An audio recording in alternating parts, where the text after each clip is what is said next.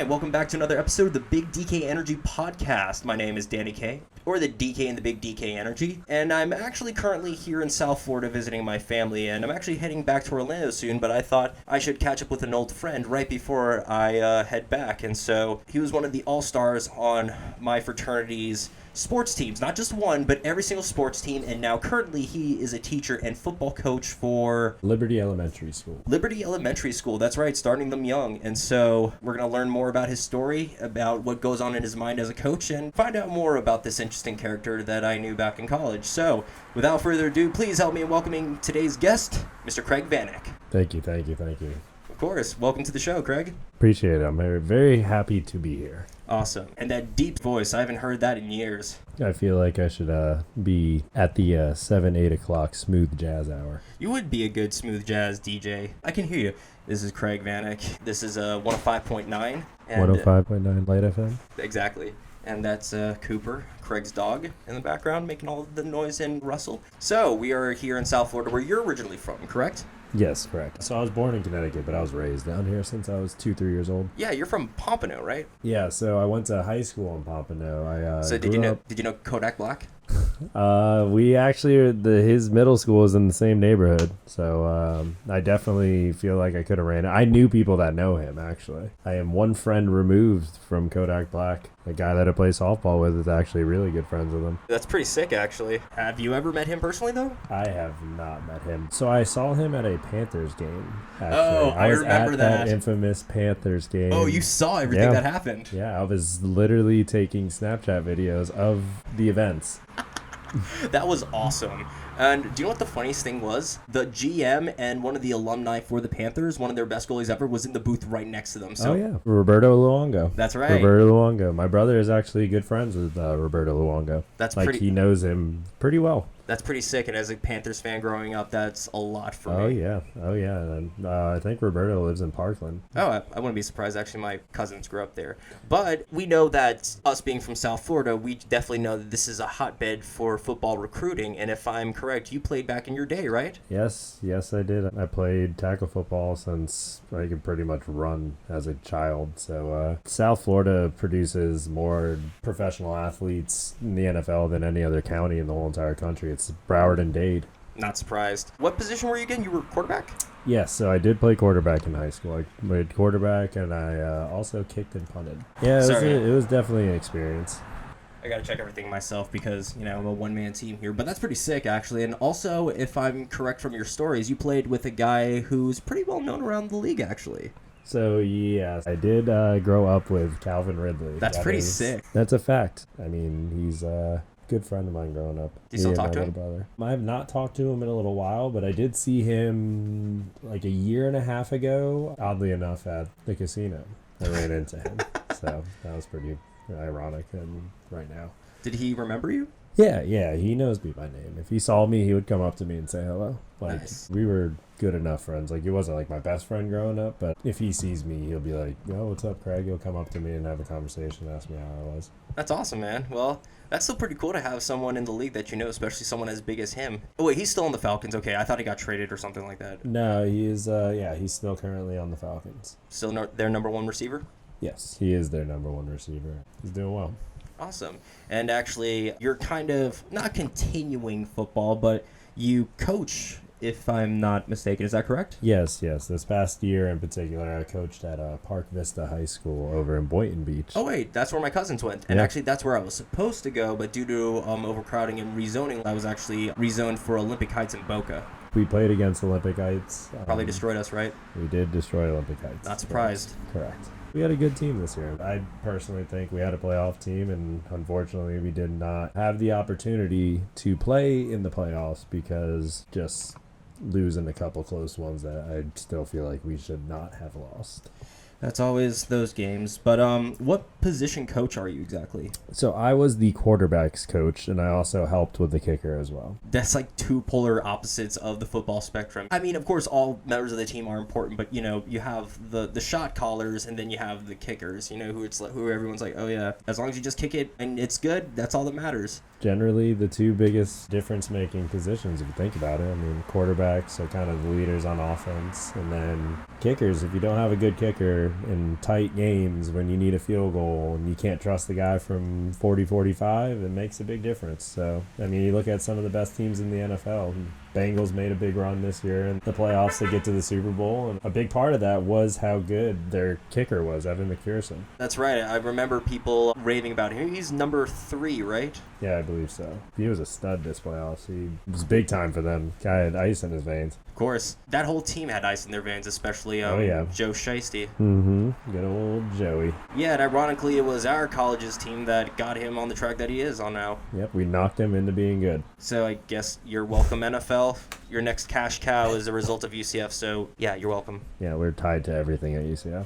Especially the 2017 national champions. Oh, yeah. I won't talk too much about that, being somebody who grew up and still is a Bama fan. A Bama fan, yes, correct. So that was the national championship winning Alabama. So I was a little on the fence about how to feel with UCF, but it ended up being, I mean, it was good for recruiting, good for the marketing aspect of it, so I applaud them and go for it. Why not? I forgot, but we got like at least over $2 million worth of free advertising because of that. Oh yeah, I mean, the point where it crossed the line for me personally with the UCF national championship, when they put it on the stadium, that and the national championship parade through downtown Orlando, that was a bit much for me. Okay. Like I remember I was actually working downtown Orlando, and that was when I worked for Uproar PR right off of Church Street. And I know exactly where that is. So right in the 55 West building, I remember just sitting there in my office, and all of a sudden I hear like drums and stuff, and I'm like, what is going on? And I step outside, and there's a full-on parade outside of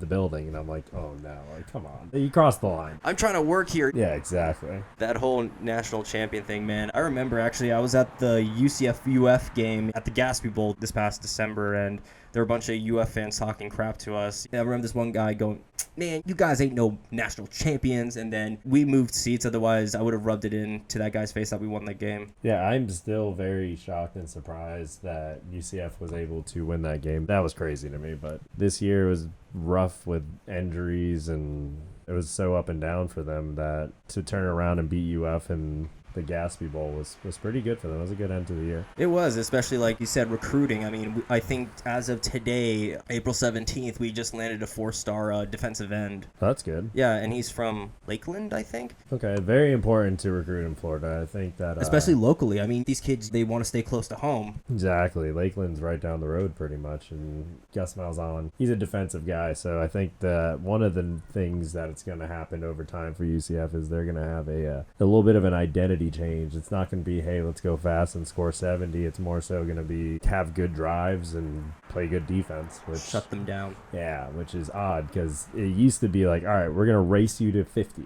Like whoever gets to 50 first can win. That was every time we played Memphis, and that was every time we played like SMU or Houston. It was like, ready, go, 2-minute drives. Touchdown, touchdown, touchdown, touchdown, touchdown. I remember that, and then our defense let in so many points, not because they were bad, it's just because they spent most of their time on the field. Yeah, the offensive goal was to score under 2 minutes. And, I mean, it's a fun style of football to watch, but, I mean, in all reality, it's hard to sustain that because when your defense is on the field that much, and say if you come out and turn the ball over early, and then on top of that, you're going to keep your defense out there, it's a hard catch-up game to play unless you really, really can be a threat to score every time you touch the field, which with Mackenzie Milton, that was kind of the way it worked. It was every time he was at the helm at quarterback. I felt comfortable saying that UCF will score 40-plus every time that guy's under center. Got it. And so as a former quarterback yourself and a QB coach, what are some of the most basic fundamentals you teach to all of the minds that you mold? So for me, one of the biggest things when it comes to kind of molding a quarterback or trying to build someone up, especially as a younger high school kid, I always, you have to start with their footwork. Footwork is so important. People don't realize, yeah, there's some guys that can make it look easy and they have these giant arms and stuff like, you know, the Josh Allens and the Patrick Mahomes of the world. But in all reality, those guys, when they became quarterbacks, where they start at the feet and then the brain. You have to be an absolute football savant to play quarterback. Yeah, you gotta love the people of Boca Raton, right? Oh yeah, that was very loud. Yeah, these mics pick up literally everything. I mean, in all reality, though, so like you have to be a football savant. So Describe a football savant. Somebody who is just so cerebral when it comes to being able to understand. You have a feel for the game where you can anticipate what a defense is doing before they do it, or you notice tendencies. Like as a quarterback, your job is to not only know what all the 10 other guys on your offense is doing, but you all have to try to figure out within that 40-second play clock, what is the defense trying to do to me? What coverages are they in? What tendencies does this cornerback show? Is he in a press bail where he's going to be into a zone? Is he going to be jamming my guy at the line and it's a man-on-man type of situation? You have to think very, very quickly. You don't have time to waste. Like, you look at some of the guys, the best to do it, it's like, how many times have you seen Brady just dink and dunk his way all the way up the field? It's because he knows what the defense is going to give him, and he's going to take it every time. And there's some guys that when they're faced with those types of situations, they end up losing games because they try to force their own style of play. Like, that's what happened with the Chiefs. The Bengals were like, look, we're going to put 8 in coverage. Throw it, please. Throw the ball around. We're going to put 8 in coverage, and we're going to rush 3. Make something happen. And it's crazy to me that Mahomes just continued to try to force, and it was a game that the Chiefs had no business losing. But I mean, all credit goes to the Bengals. Like Zach Taylor, their head coach, he had the perfect game plan. I've never seen the Chiefs offense look like that. Ever. Yeah, especially like how well they've been doing, former recent Super Bowl champions, one of the best quarterbacks of this generation. Yep. And yet they somehow managed to shut them down. And see, I love watching videos of NFL players going through their thought processes of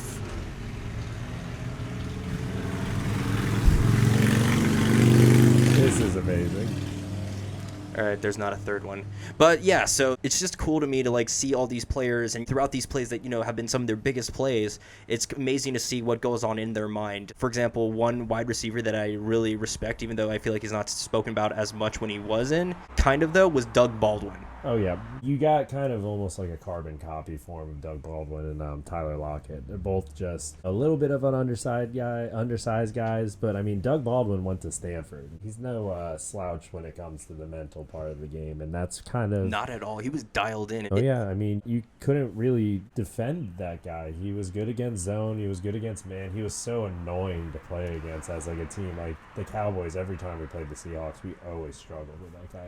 So frustrating. So actually, one thing that I saw during his interview, during one of those conversation things, was that he actually grew up playing basketball, and like when he's coming off the line, he actually does a crossover to like, I don't know what exactly a crossover does. I know it kind of like allows you to step in one direction, not forcefully, but you basically, the crossover is a release type of technique. So if I'm running straight at you and I open up my hips and I give you a hard jab to the right, your natural reaction would be to try to turn and run with me like I'm going to do an out. But if I put that foot out, plant it, make you turn, and then cross, like it's just like you're trying to put a juke move on them without the ball. So I also used to coach wide receivers. When you are playing wide receiver, your goal off the line is you want to square up your defender. You don't want to let him dictate your route. What I mean by that is you don't want to let him cut you off. You don't want to let him redirect you from where you want to go, because a lot of football is timing.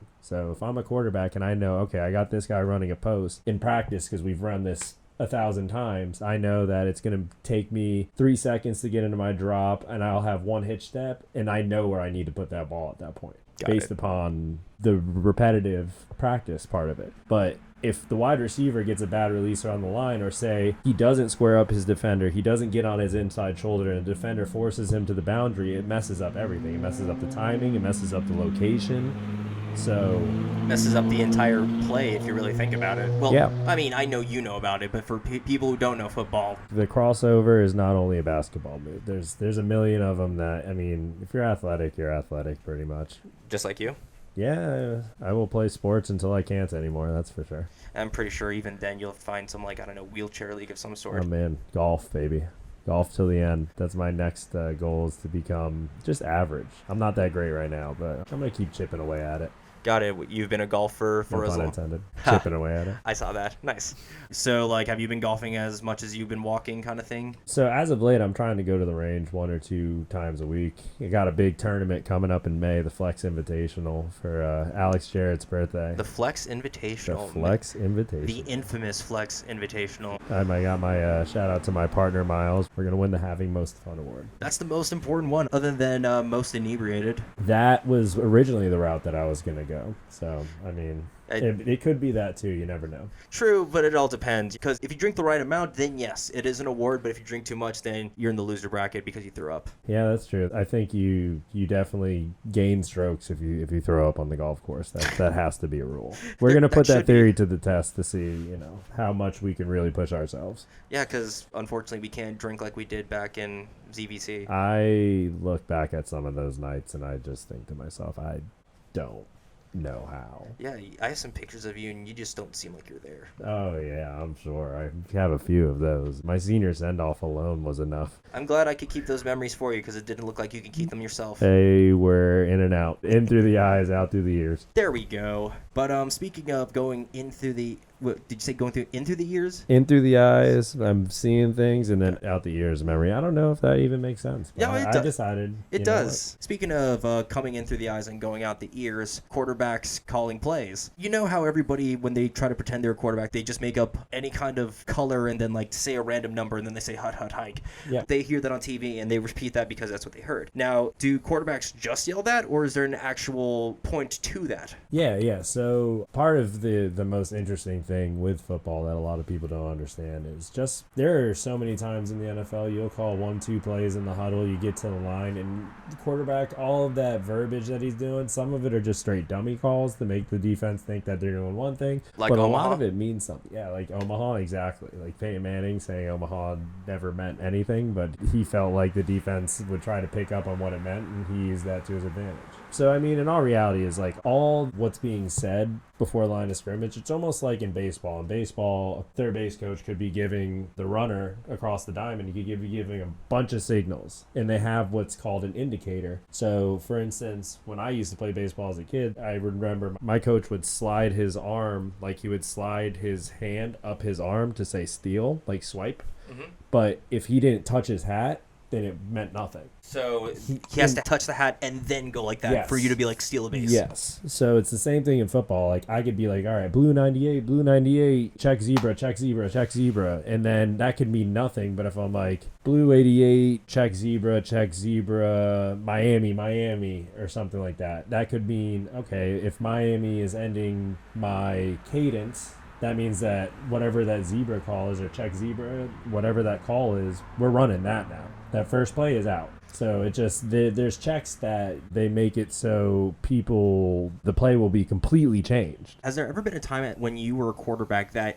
you called out a play and yet the defense knew what you were doing, so you had to like time out and go back to the huddle and come up with something else on the fly? Yeah, usually the teams that are the most prepared, people who watch a lot of film, they can pick up on tendencies. A lot of times, not as much at the high school level, but coaches talk. When you're game planning for one team and maybe, say, for instance, if I'm at Park Vista and I know we have a big game against Archbishop McCarthy, maybe? Archbishop McCarthy, or maybe Seminole Ridge, or... Did they ever play Dwyer? No, they did not. No, okay, got it. So if we had a big game coming up against Seminole Ridge, right, and we know that maybe Jupiter High School just played Seminole Ridge, and Jupiter's maybe not in our conference or something like that, we could call up the Jupiter coach and be like, hey, you guys played against Seminole Ridge. Like, we can exchange film first and then kind of talk about if there's anything. That's allowed? Mm-hmm. Anytime we were getting prepared to play a team, we had film of their game against different opponents, like multiple. That's a very common thing. Huh. Like coaches share that.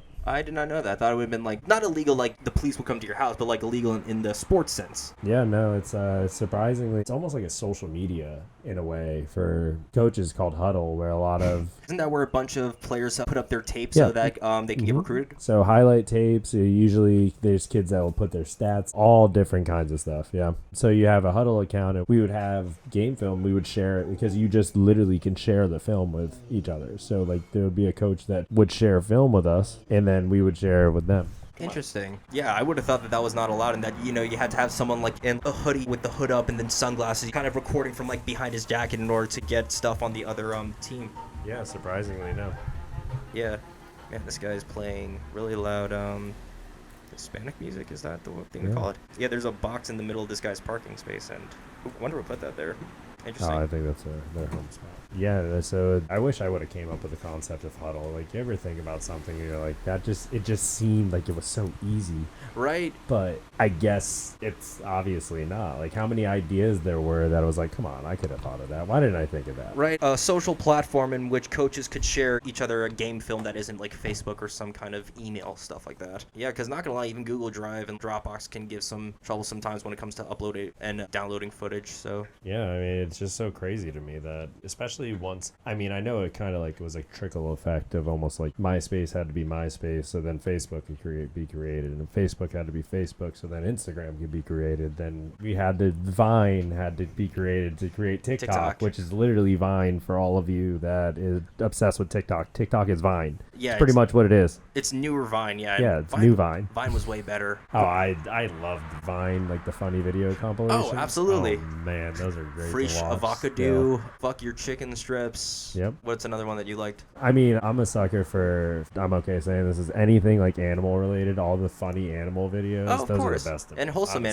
wholesome videos are the best. There's nothing that'll set your mood right more than those. Some good funny, or like you said, warming pet compilations. Yeah, I one time saw a puppy lying next to a baby horse, and it was perhaps one of the most wholesome things I've ever watched. Exactly. And who is going to sit there and say that didn't have a positive impact on them? What type of person would that be? Probably like a psychopath or some sort. Yeah, like Mike Jones. Mike Jones would be somebody who would be uncomfortable by that because he doesn't like animals. Yeah. Oh, everybody that does that almost gets me. I was like, are you expecting me to say who? Because I'm going to say it. Who? You almost got me too. Yeah, Vine and TikTok are a good time, but honestly, some of my favorite videos are like high school football reels because, of course, you see the highlights of NFL and college football all the time, but then, you know, there's some pretty cool high school ones, especially like when there's like a really good juke or a really good play. Oh, yeah. Or my favorite, it sounds kind of crappy, but I love it when there's an especially hard hit when you can hear the thud. Oh, yeah.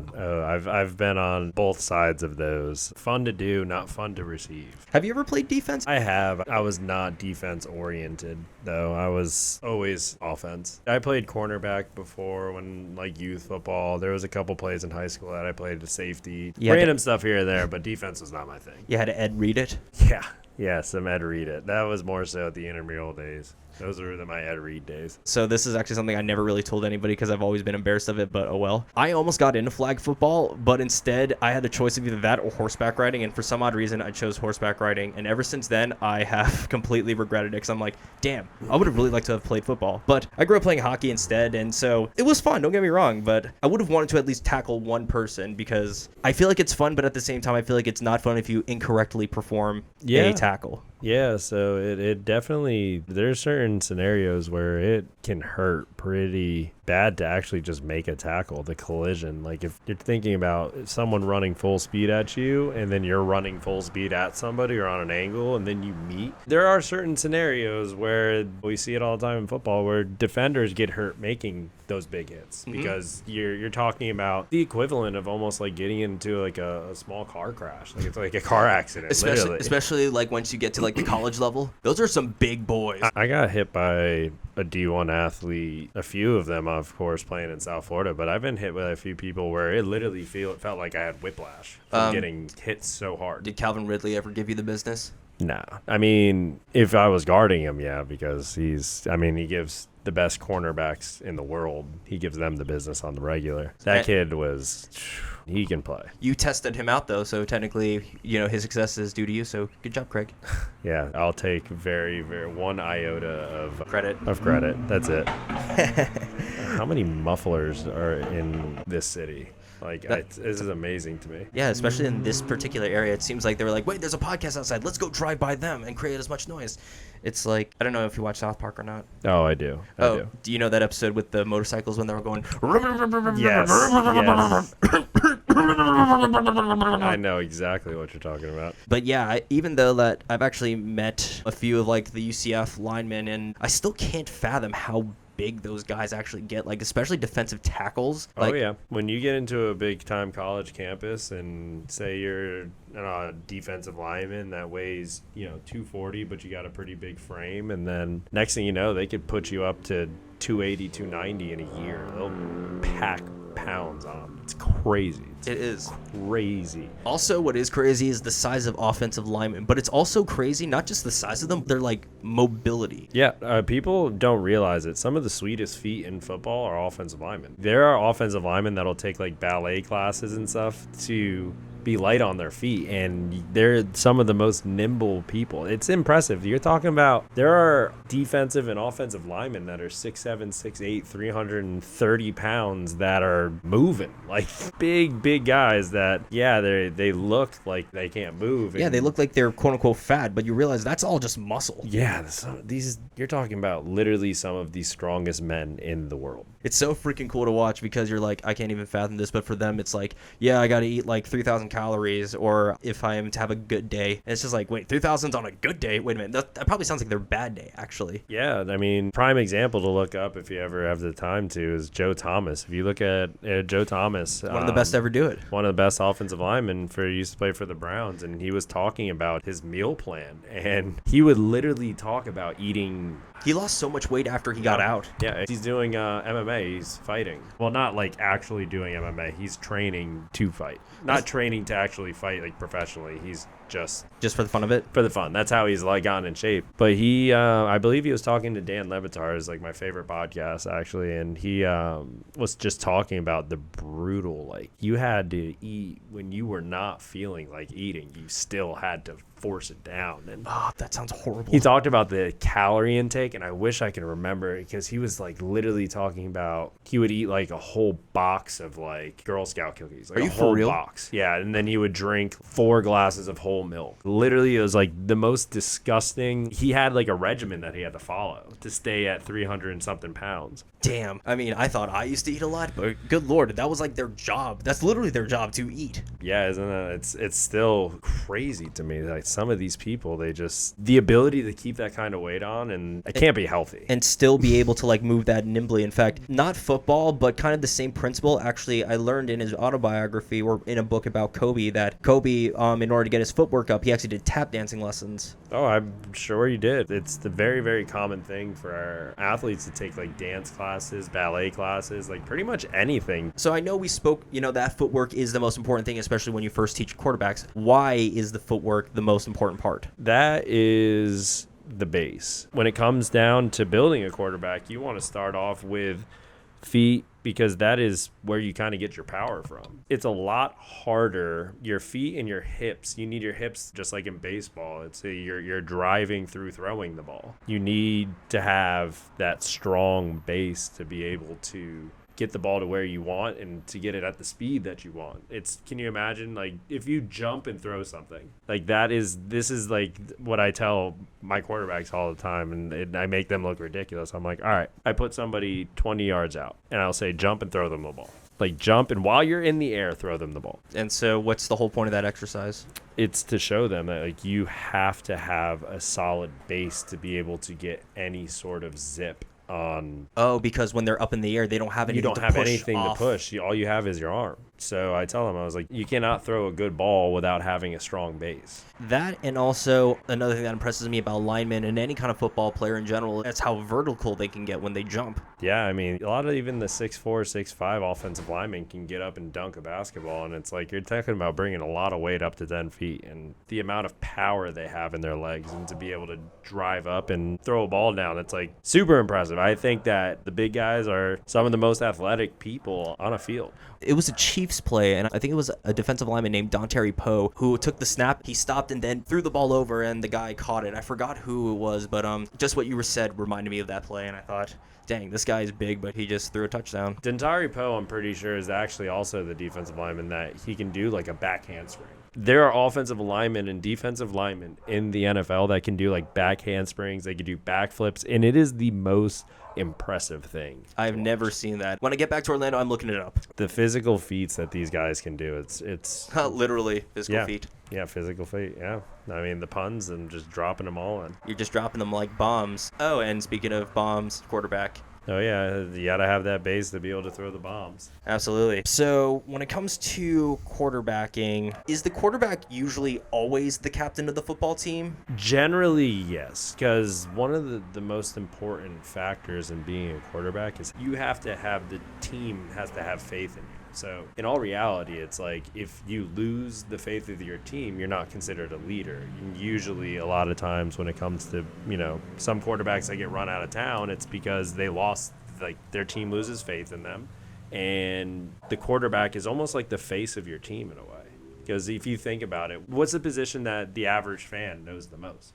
Everybody knows who Tom Brady is. But I can sit here and be like, oh, Christian McCaffrey is the best running back in the game. And the average football fan would be like, who's Christian McCaffrey? I don't even know what team he plays for. True. But everybody knows Tom Brady. Everybody knows Peyton Manning. Everybody knows all the legends. Patrick Mahomes, Brett Favre, going back. Even people who don't know sports know at least what a quarterback is. Exactly. So, I mean, in all reality, being the face of a football team, you have to be the leader.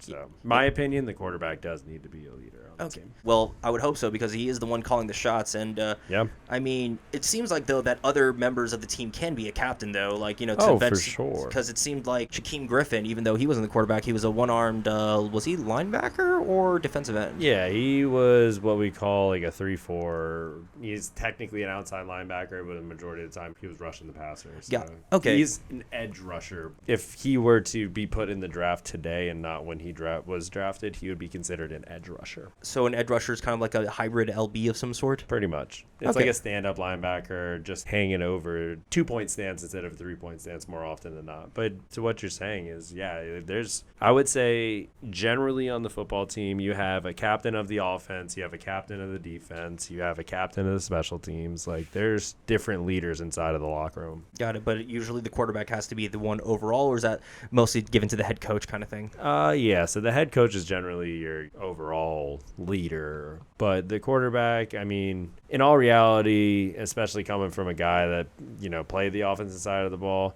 can't win if you don't score points. Defense definitely can put you in a good position if they create takeaways or if they hold a team to low points. But at the end of the day, the offense needs to produce, because if you look at it, for instance, I could think of one off the top of my head, the Chicago Bears when they were playing against the Colts in like early 2000s-ish.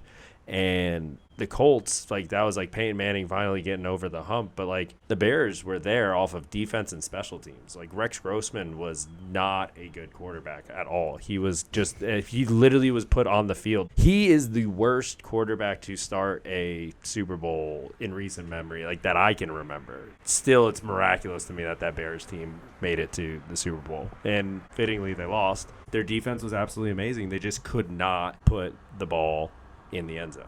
The Monsters of Midway. Chicago is known to be a defensive team. Yep. And Devin Hester was a part of that team. Dude, man, that guy was nuts.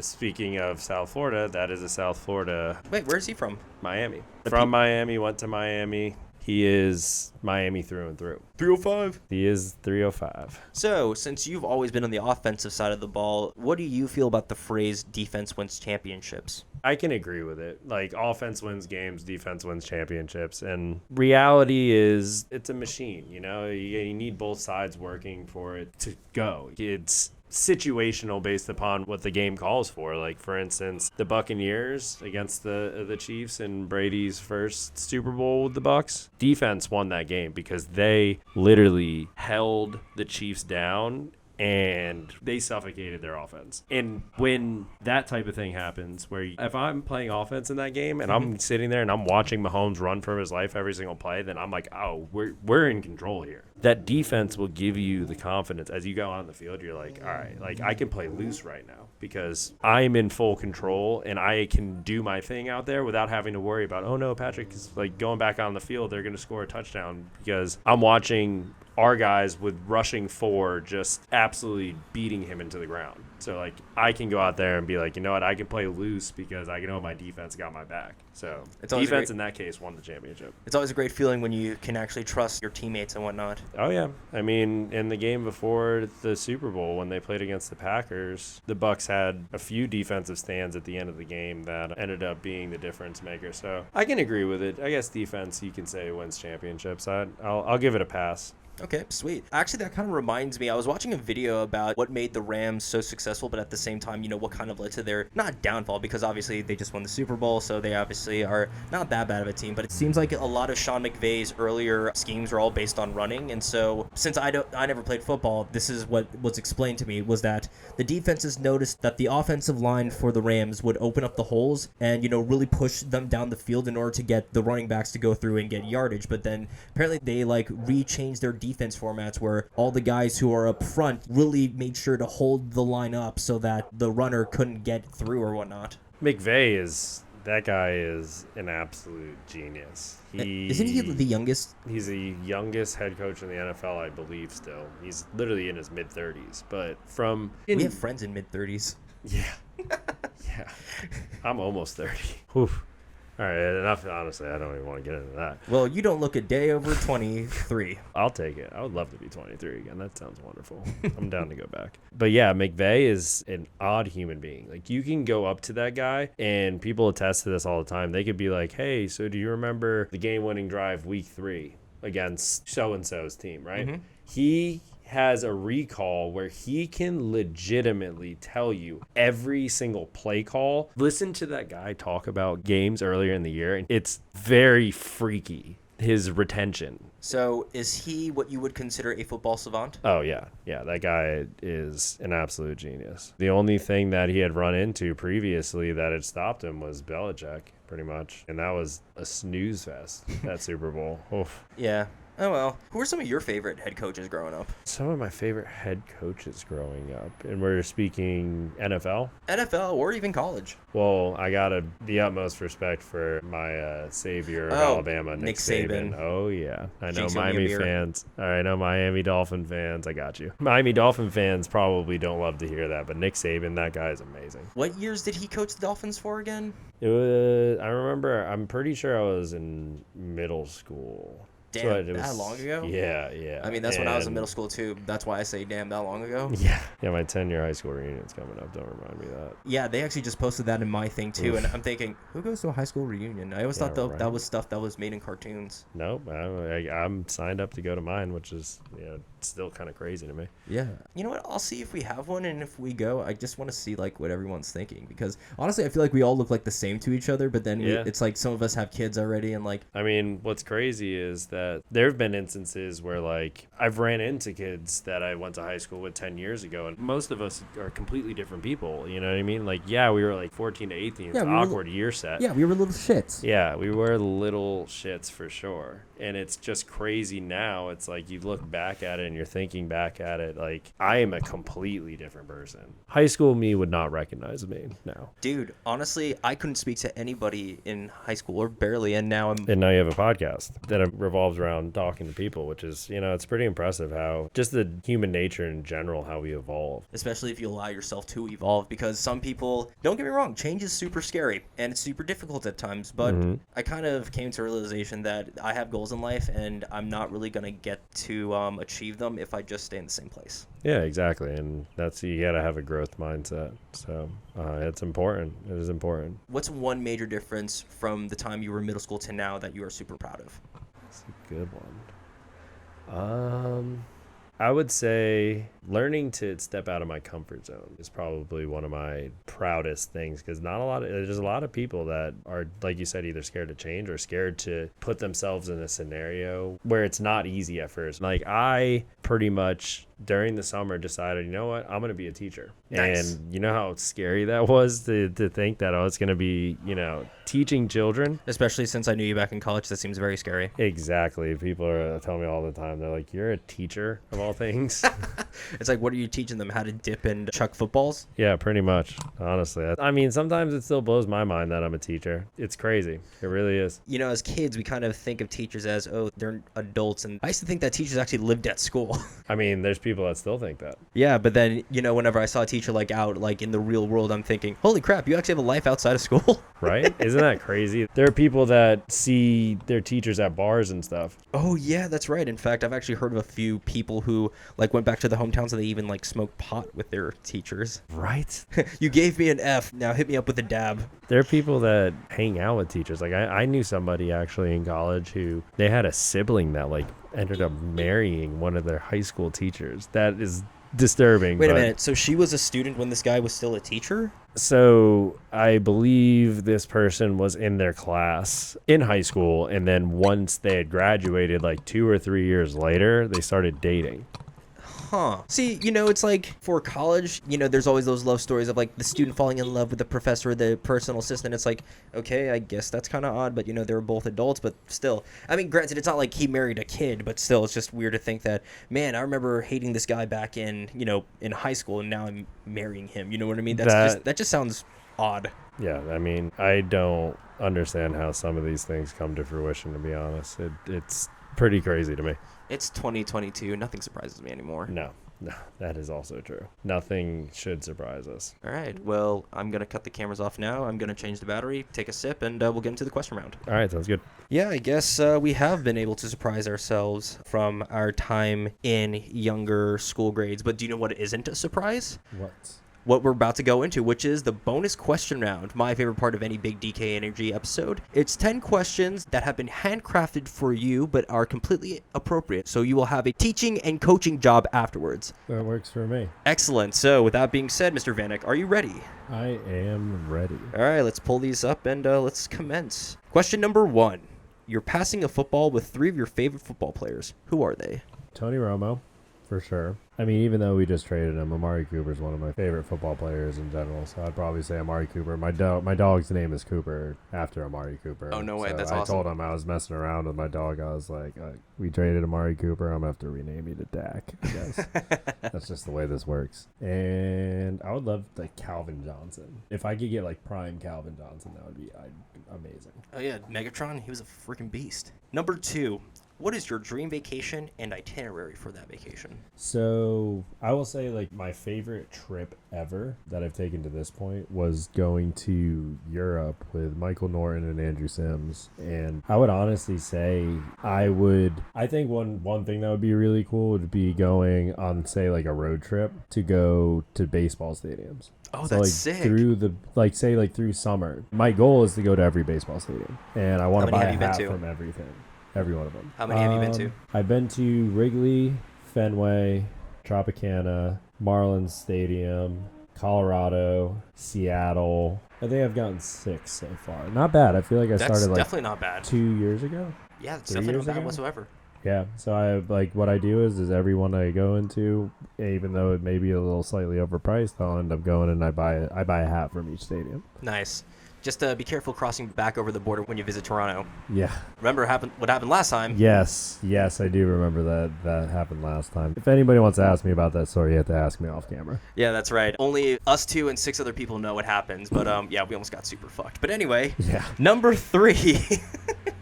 You're playing poker and you win the pot. What's the first big material purchase you make? And this isn't some like $500 pot. You like want a full on like $250,000. Okay, so $250K pretty much. My first major material purchase would be, honestly feel like I would want to buy a house. Maybe not in the market right now. Yeah, guess. exactly. Screw it. Let's up the ante to like $1 million. You want $1 million. Okay, $1 million?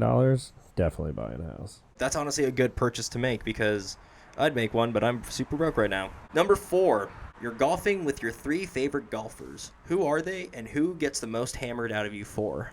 I would say Tiger, Jordan Spieth, and Tommy Fleetwood.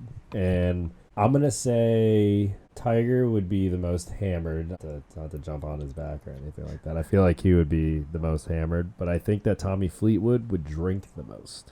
Okay, you know what? That's fair because drinking a lot does not equal to getting the most drunk, especially if you're a heavyweight. Oh, yeah. I mean, Tommy Fleetwood, he's from England. He can probably throw down some beer. Oh, I have 0 doubts about it. Oh, gonna throw back a bunch of points now. Number 5, if there was a food that you could eat all the time without it affecting your health, what would it be? I would say raw cookie dough. Oh, man. With no health repercussions whatsoever. I'm a sweet tooth kind of guy. Oh, I would throw down some like cookie dough or some unlimited like Reese's. I love every single Reese product out there. I pretty much can give you like a rating of each one. Okay. Number 6. What is a play in football that you will remember for the rest of your life? One that you've personally made. So I had the game of my life against Fort Lauderdale High School when I was in high school. And there was a play where I had I think it was like a 76-yard touchdown run. Are you serious? Yeah, and the safety for Fort Lauderdale at the time, I remember his name was Colby Gray, I think. Colby Gray. And he was like the state champion in the 110 hurdles. Like, kid was explosive. He was fast. And I got around the edge, and I'm hauling up the sideline, and I knew that he was the safety, and I was like, all right, let me just like open up, and I'm maxing out as fast as I possibly could go, and I actually ended up beating him like on an angle, and he was moving, so I had to have been moving. It was just like the adrenaline takeover, I think, and he ended up kind of like making contact with me like at like the 3-yard line, and I like literally falling backwards, reached the ball behind my head and like hit the pylon as before I went down. Nice. Yeah, I'd never forget when I like landed. I got up and I was just like so hype that when I went to go kick the extra point, because I was the kicker, I'm standing there and I'm huffing. Like, I am just huffing and puffing. And I remember it was the only extra point that I missed that whole entire season. And it was because I was seeing double of the field goal post because I was so tired. Yeah, that was something. That reminds me when James Harrison made that interception and ran it back during that one Super Bowl. Needed oxygen. Good Lord, yeah. Those people are freaking hauling ass, man. It's hot in those pads, I'll tell you. Oh, I'm not surprised. You're playing in the South Florida heat. Now, granted, the sun's down, but that doesn't mean the humidity's gone away. Nope. Number 7. You're getting dinner with 3 of your best influences that are not friends or family. Who are you meeting up with, and what food are you getting? I feel like one of the things that I enjoy is just like, especially in people that I kind of follow, is like I love like good comedy, and I love good just people who are good at speaking. Okay. So I love Jimmy Fallon. That guy is absolutely one of the most talented people from an entertainment standpoint. And Ryan Reynolds, I think he's also somebody that I would love to just go out to grab some food with. One more. Kevin Hart. Like, those guys, I know if I go to a dinner, I feel like they would all go for Italian. Nice. I feel like that would work. I feel like everybody can find something on the Italian menu. A nice chicken parmesan. You can't beat that. Lasagna, baked ziti. Great, now you're making me hungry. Yeah, I was going to say, and speaking of foods that I wish I could eat, there's unlimited amounts of with no health repercussions. It's okay. Anything Italian. All right, I'll add that in. So, number 8. If you could take different components of different QBs to make the ultimate QB, assemble it. I would say Tom Brady's mind, Patrick Mahomes' arm, Lamar Jackson's legs, and I would say I'd want all of that to be in like Justin Herbert's body. You like Justin Herbert? Oh yeah, he's a stud. Who would you pick for size? I think that would be Justin Herbert. I think that he's, like a 6'4", 6'5", real strong. He has an athletic build to him. Okay, and lastly, whose footwork? I know you said Lamar Jackson's legs, but is there a quarterback that has better footwork than him? Russell Wilson. Really? Russell Wilson has unbelievable footwork. That guy is a magician. In his pocket presence, Russell Wilson's going to have a really good year in Denver. Let Russ cook. I'm all for it. Let Russ cook. I'm all for it too, because he's a great quarterback, even only being 5'11". Yeah. It's funny because he probably can't even see over his lineman most of the time. That's where pocket, he's just having a feel. He has that savant thing to him where he's not gifted with the biggest arm. He has a really strong arm, but he's not the biggest dude. He's small for terms of quarterback, but he has such a feel for the game and has such just a way about him just to make plays. That guy's a winner. And I'm happy to see him take a next step and go to Denver. He's got a squad on offense over there. Oh, yeah, he does. And their defense is also starting to get more beefed up. Oh, yeah. They're in real position to do good things next year. Awesome. Well, we're all here for it, and we can't wait to see it. Number 9. Besides football, if you could play any sport professionally, what sport would it be, and what's your position?